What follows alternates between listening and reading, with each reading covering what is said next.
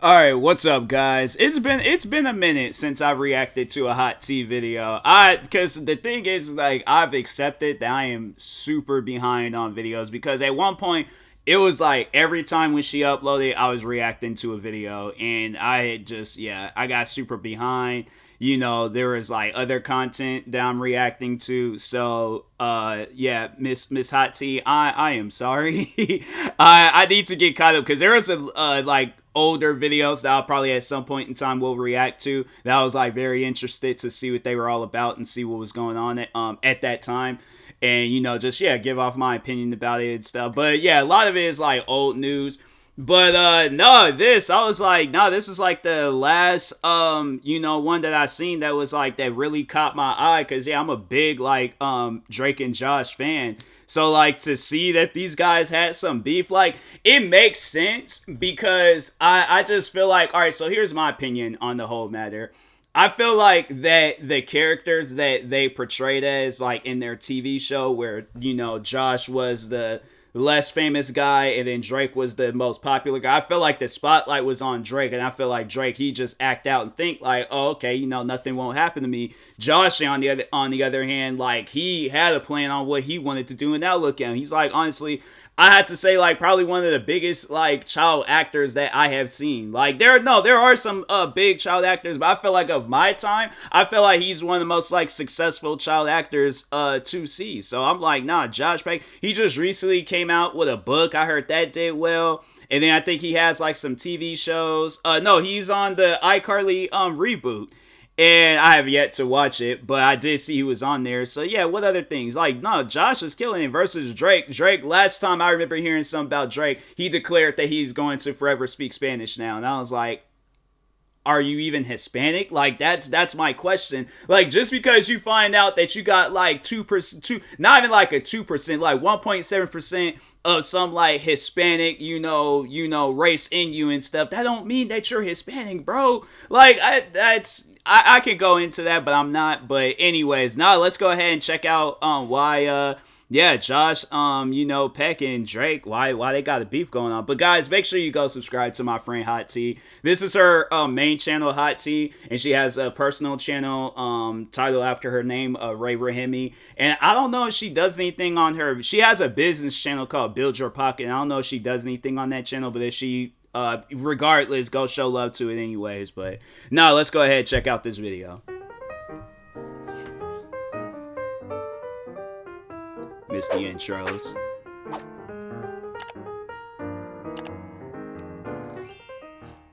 Hey guys, welcome back to the Hot Tea channel, where we spill tea left, right, and everywhere in between. In today's video, we are giving you an update in the recent headlines in the hottest tea, including Miley Cyrus's plane getting struck by lightning. Oh yeah, I heard in about cringe that. Mode, Dirty Dom, and Tana making the big bucks, as well as some pretty surprising drama between Josh Peck and Drake Bell and Dave Portnoy? I don't know. Quite a mix we have for you today. But before we get into today's video, don't forget to like and subscribe to the channel and hit the notification bell so you don't miss out on any new videos. I heard about that whole situation with Miley Cyrus. Do you understand that I probably would have passed out? I probably would have passed out, probably would have died for a little bit. Then Jesus would have been all like, nah, bro, you chill. Like, you here too early. It's not your time yet. You chill. Like, the plane ends up landing. You guys is fine. I'm like, are you sure? Because I'm like, I swear, if I come back and I see this plane like nosediving, I'm like, bro, really? Like, how you just gonna trick me like that? Like, nah, man, that's not even cool. But no, like, that would be scary. That will honestly be the most terrifying thing ever. Like, that's something I'm like, nah, bro. Like, that's just something where I'm glad I just heard about it, but I just hope and pray I never had to deal with that, so. Over to the Hot That's Tea crazy. Twitter account, where you can follow and send us any tea that you might know or any deep dive topics that you would like to hear about. No time to waste, let's spill some tea. There has been long time running beef between child stars Drake and Josh, and it recently seemed to ignite again, with Josh finally speaking out about the situation. If you weren't aware, Drake and Josh worked together on a show 4 years ago, and it became a huge show. But in 2017, They did. They also did work on. I think it was the Amanda Bynes show. They was on there. They had like because I think that's where like Drake and Josh like originated from, was the Amanda Bynes show. So Amanda Bynes, she kind of did like it was kind of like a Saturday Night Live thing where it was like multiple skits like put into one show and stuff. And I know Drake and Josh, they would work together a lot on their skits, and I think they did kind of do like a skit like kind of like talking on the show, and then there's like I guess like people liked this so much and then it ended up becoming the show. So yeah, I'm saying like the show was good. Like it was one of those shows where it was like it didn't matter like at what point in time in like the seasons it was always good, even the movies and stuff. So Josh got married and didn't invite Drake. Oh yeah. He tweeted about it, seemingly forgetting that he is a public figure / celebrity and that it would obviously create some internet drama for people to watch from the sidelines. But he tweeted, "When you're not invited to the wedding, the message is clear. True colors have come out today. Message is loud and clear. Ties are officially cut. I'll miss you, brother." Fans of the show were so okay, I do remember that. And I don't know, like I'm already an anti-social person. Like I'm not really a socializer. Plus, I'm like, if I feel like that if I get invited to a get together and I don't know like a good percentage of the people there, I just feel like that it's just gonna be. I am going to be kind of out of place. I'm probably not going to be there for that long. So would I get mad over something like that? No. I'm like, if somebody doesn't, even if it's a close friend of mine's, family, whoever, if I don't get invited to a wedding, I'm just like, all right, that's just more time I get to spend at home and stuff. I'm like, I ain't got to get all dressed up, get a haircut, my beard cut. I ain't got to figure out what type of shoes I'm going to, like I'm chilling. So I'm like, I'll just be at the house. I'm like, I'll like the pictures on Facebook and Instagram, but I'm saying like that's as far as that I'll go. But I'm not it's just with me, I don't get mad over stuff like that. So yeah, there's like one of my closest friends, I missed out on his wedding and stuff, so it was like it is what it is. Like you that type of stuff happens and stuff. So I just don't think it's something to like tweet about and get all angry and upset over and stuff. People ask like, hey, was you at Josh's wedding? Just be like, no, I wasn't. It's like, it's just yeah, I just wasn't at the wedding and stuff, so it's like I'm not gonna be mad about it. But anyways, a little shocked that the invite wasn't extended to Drake and that the two might not be friends anymore, despite having been on-screen stepbrothers from 2004 to 2007. But of course, it had been over a decade since the show was on air. After the wedding, though, Drake and Josh seemed to clear everything up and be on good terms again, even appearing in a David Dobrik vlog, making jokes about the wedding invite thing. Well, this has all come up again with Josh having recently gone on the BFF's podcast and talked about why Drake was not invited to the wedding. He says that they hadn't really stayed in touch over the 10 years that had passed since the show was still live, and even described the fact that they weren't as close as a dirty little secret. Basically, Josh didn't invite Drake because they weren't that close and hadn't spoken in years, which in my opinion is totally understandable. From what I have read, the wedding was really small and that probably put some restraints on the guests list. Like, we're not inviting all of the people we know in high school to our weddings unless we're still close, right? Similar situation, I believe.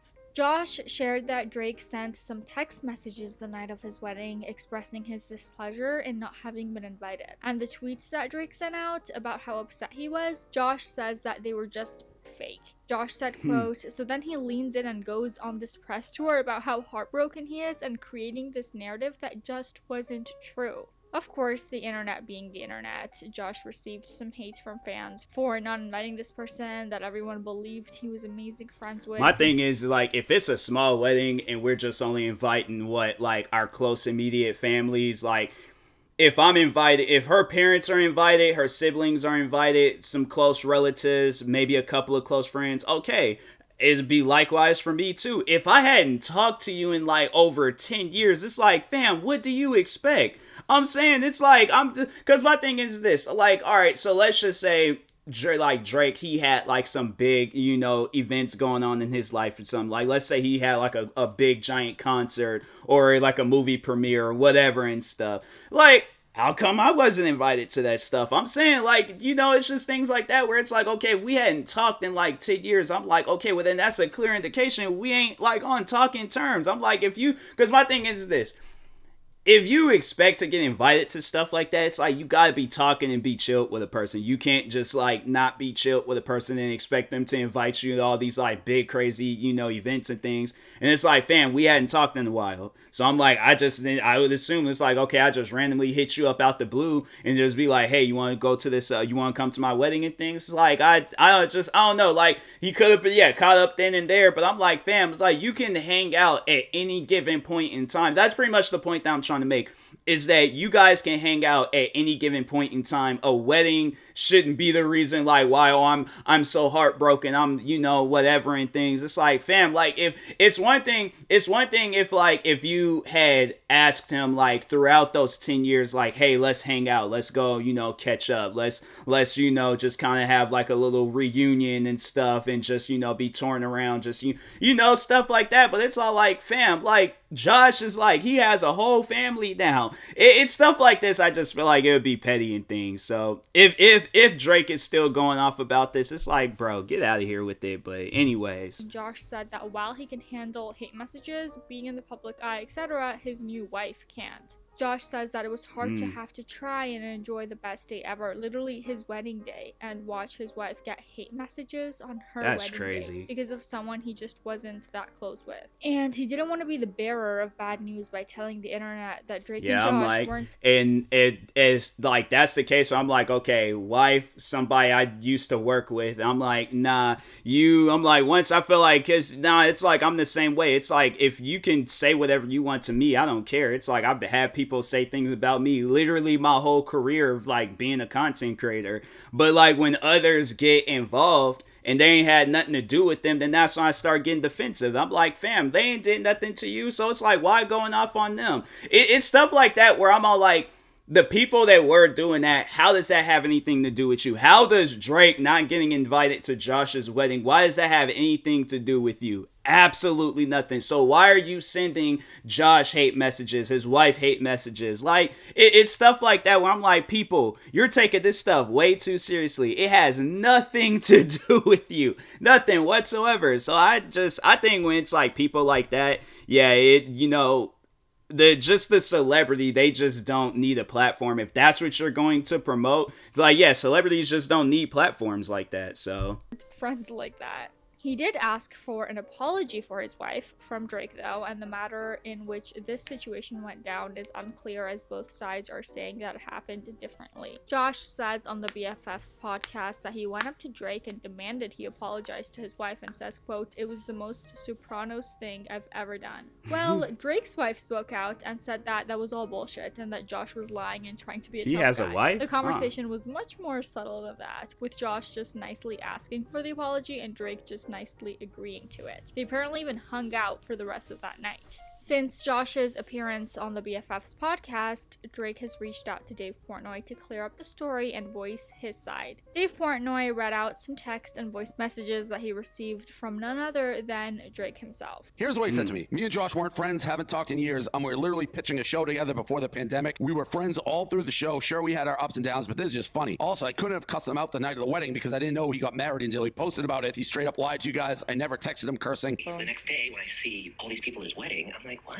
You know, and then I tweeted. The whole thing is a little messy and honestly a little weird, and also it's giving Trisha and Gabby beef vibes. Does anyone else feel that? The weird back and forth of we are friends versus we aren't really friends.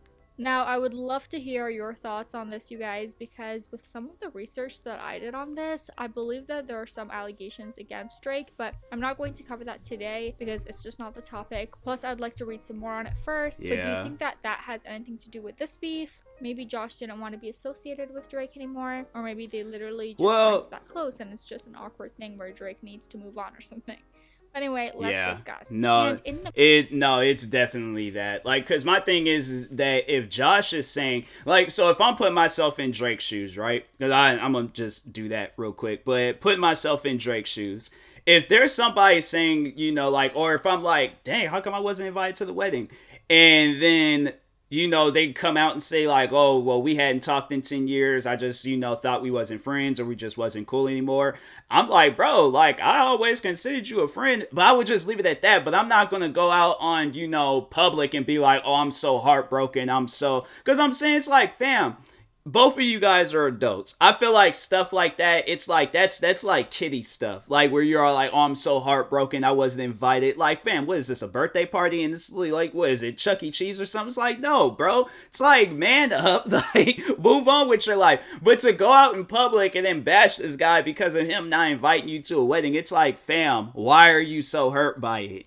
Like, it's stuff like that. And then it's like putting myself in like Josh's shoes. It's like, yeah, if I'm thinking I'm like, I haven't talked to a person in years, I'm gonna honestly think that we're not cool anymore. So I'm just like, okay, it's like, I'm not inviting them to a wedding. But it's like, and then just talking for myself, like, if I were ever to be put in shoes like that, and there's like a lot of friends out there, I've been cool with them, but it's like, yeah, it's like big major events in their lives. I'm like, from graduations, marriages, and all that other stuff, it's like I wasn't showing up to it. So I'm like, hey, it's like it's whatever and things. I'm like, I'm just gonna move on with my life and be chilling and things. I'm not gonna go out on, you know, freaking wherever, like my platforms or anybody else's platforms, to be like, oh yeah, like I'm, you know, I'm heartbroken. I'm so sad. I'm distraught. Can't do anything. My mind is all over the place. It's like, bro, get out of here. It's like it's not that serious. All right, so. But anyways. In the meantime, let's move on to Miley. Miley Cyrus's this is plane crazy. was struck by lightning this week when she was on her way to a concert that she had scheduled in Paraguay. Miley's plane with friends, family, and crew on board got stuck in an unexpected storm on their way into Asuncion, and the pilot was forced to make an emergency landing. Miley was on her way to headline the 2022 Asuncionico Music Festival when this happened, and she shared to her Instagram that her and her loved ones were okay.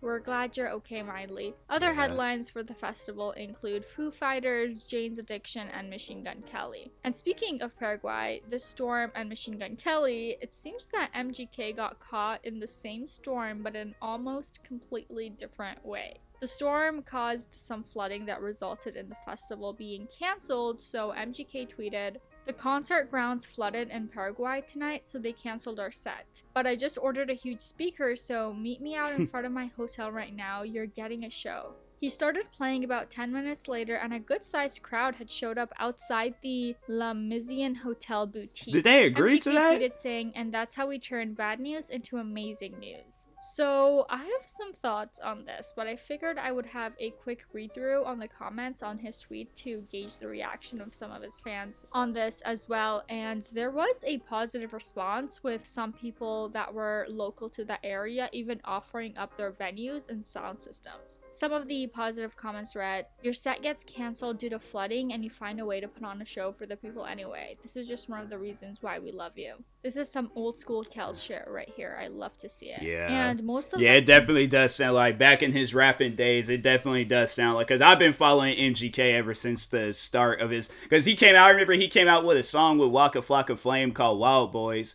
And that's when I had started following him and stuff. And it does seem like that would be something that he would have did back then. But I don't know. Like, I think if it would have been me, I probably would have tried to do like a virtual, like, hey guys, like, you know, go to my Instagram or anything. It's like, yeah, like what people was doing throughout the pandemic, and just be like, oh, I'm just going to do some live, like on Instagram or Twitch or whatever, and just be like, I'll just do my show there. And, you know, just play my music in the background and just sing to the camera and stuff. But yeah, that's just, wow. That's insane to just be like, oh yeah, you know, I'm just gonna go out in front of this hotel and stuff and just start, you know, singing whatever. Because my thing is, like, did the hotel people agree to that? And I'm like, I know how, like, people trip about that type of stuff. So I'm saying, I'm like, fam, like, I'm surprised the hotel, it's like, they didn't call the cops on him. There's like, hey, yo, there's this dude. He look wild.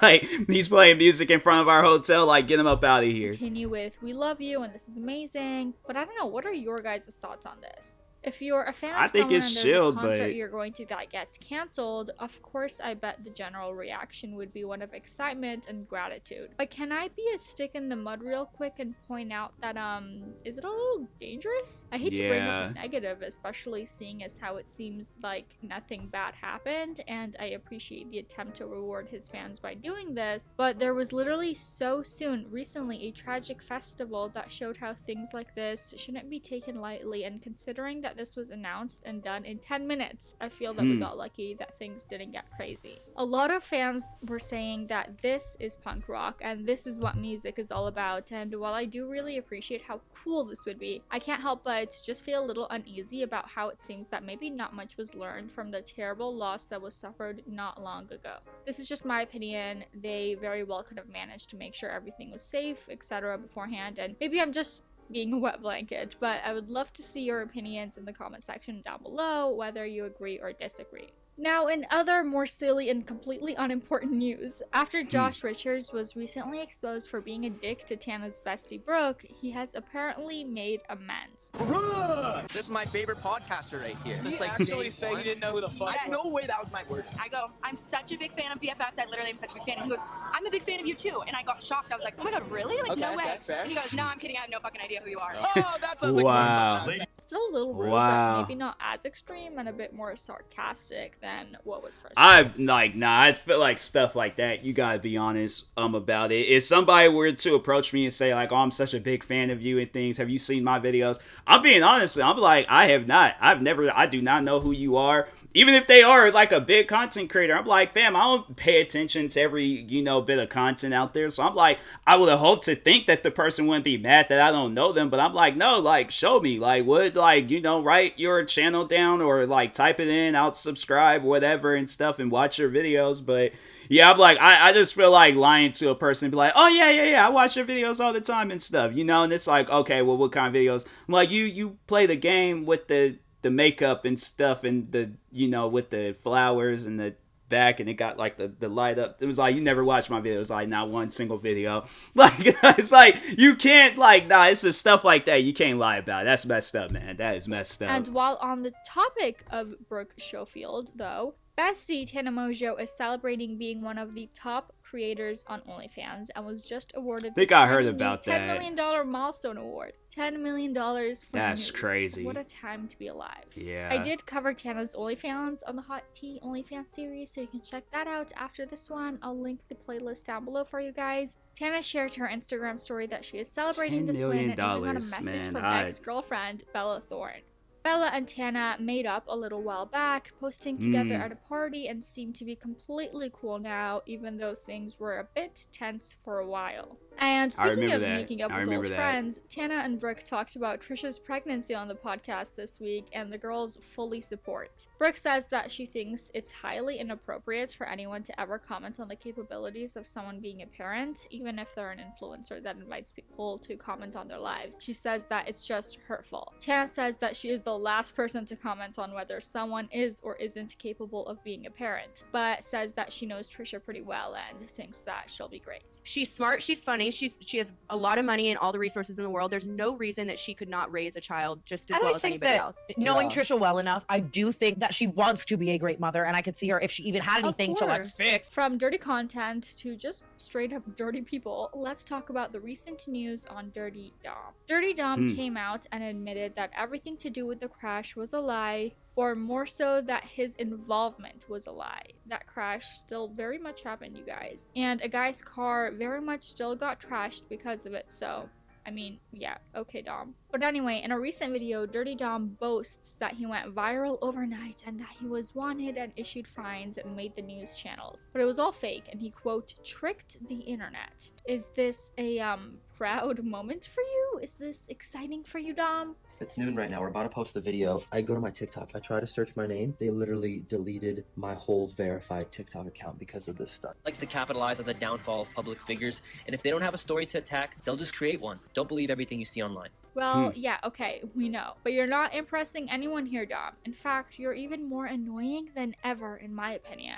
While he may have tried to do something interesting and groundbreaking and thought I've been on YouTube long enough to know, like, there are creators out there that'll do that. And he ain't the only one. Like, that's why it's not surprising to me when I hear stuff like that. I'm just like, oh, okay. Especially somebody like him. Like, I think it was even, what was that one dude's name? Seth, I think there was the other guy that was a part of Vlog Squad. He did stuff like that. So, no, there's creators out there where, like, they'll, find something that sounds believable. And it's like, oh, yeah, that sounds like something that would happen to him and stuff. And yeah, then they'll just try to like gas it up to make it seem like that's the craziest thing ever. And it's like, fam, you know, even if it was real, like I think we'll talk about it for a few minutes, move on with our lives. Like it's stuff like that. It's just, I don't know, like me personally, even if it was real, it wouldn't have mattered. I'm like, you know how many creators that happens to them and stuff. I think just recently I heard there was like a bunch of creators where their stuff had got like shut down or guideline violations on TikTok. So, you know, if it was real and it's like, all right, it is, but if it's not, and it's like, fam, why? Like, just make, my thing is this. I feel like if there were, like, you know, the creators like him, like himself, if they were to just sit down, take the time and think on what content can I do to entertain people without having to fake stuff, without having to lie, without having to cause drama, what content can I do to like entertain people? Because I'm like, bro, you have the level of fame, you have the platforms, you have literally anything and everything that you want to do. It's like, bro, use it to your advantage, but don't mess it up trying to use it for your advantage. And then yeah, then you just end up getting put in a situation where it's like you fall under and nobody doesn't. It's gonna probably get to a point in time where he's you know, just getting far too less views and stuff, and he's not getting the, and he just ends up leaving, you know, he just ends up leaving content creating altogether. Might try to make a comeback at some point in time, but it's like, fam, it's like you are a person with a big giant mind. You literally can create any form of content that you want to create. So it's like, why not do that? Why like waste the time of like lying about stuff when it's like, fam, like you're a content creator, create content, not fake content. So That anyways, was a super intriguing thing to do. It just wasn't. People still don't like you, Dom. Apparently his entire TikTok account was deleted, and he reckons that it must have been someone really high up in the company, and says that it was all because of this stunt. Just his energy with this, like honestly, get over yourself. Also, how is this the right time for this type of comeback for him? I cannot with this guy right now. He flexed that he got on the wreck while under the influence of CBD gummies, and is trying to basically be like surprised, I guess, that everyone believed him. What do you guys think about all of this? Do you think that there is a possibility that this weird stunt with this underlying point has anything to do with the recent happenings with Jeff and David? Is this Dom's way of clutching onto anything probably is that keeps him somewhat relevant? But anyway, that is going to be it for today's video, you guys. Thank you so much for watching. Don't forget to leave this video a thumbs up and subscribe to the channel. Hit that notification bell so you don't miss out on any new uploads, as we do post new videos every single day. And for now, here is some eye bleach. Okay. Cats just be chilling, like they don't care, like, because when you let a cat into your home, like the cat's like, that's my home, so like you can tell me not to drink out of any cups and stuff. I live here, you don't. So that's just how cats are. But no, that was a pretty good video. That was pretty good. It feels good, you know, sitting down just watching a hot tea video. It's just so soothing and relaxing. But anyways, and that being said, I will talk to you guys later. Make sure you guys once again go subscribe to Hot Tea. This is the main channel, her personal channel, Ray Rahimi, and her business channel, Build Your Pocket. Like, subscribe to me too, and I'll talk to you guys later. Thank you guys for watching, and peace.